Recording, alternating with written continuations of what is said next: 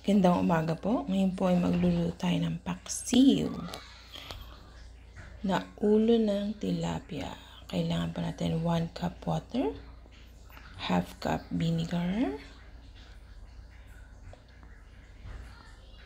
lagyan po natin ng bawang, lagay po natin ang luya,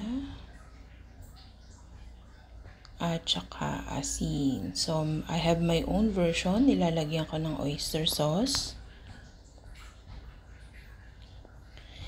And konting patis.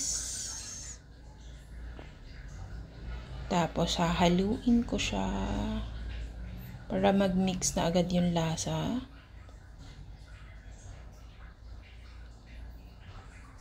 Yan. And then, saka natin ilalagay ang ulo ng tilapia. Yan. Kasi, ako lang kumakain ng ulo. So, ayoko naman ng prito. Kaya, para may iba, paksiw naman. Yan. So, ayan guys. Pakukuluin lang natin siya. Takloban natin para mas madaling maluto. Ayan. Kumukulo na po. And, depende po sa inyo. Pwede na po yan in 5 to 10 minutes. Pero ako medyo matagal-tagal. Gusto ko medyo malapot yung sabaw. Para mas malasa. So, yan na po. Ready to eat na po ang ating paksiw na ulo.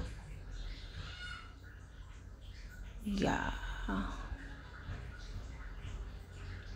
So, yan po. Ang ganda po ng sabaw. Gusto ko po kasi medyo may kulay yung sabaw. Kaya yan.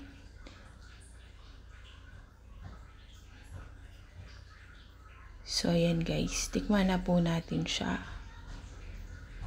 Mas masarap po ito ng nakakamay. Pero, syempre, kutsarahin muna natin. Mamaya tayo magkamay. Ayan po. And rice. Enjoy po!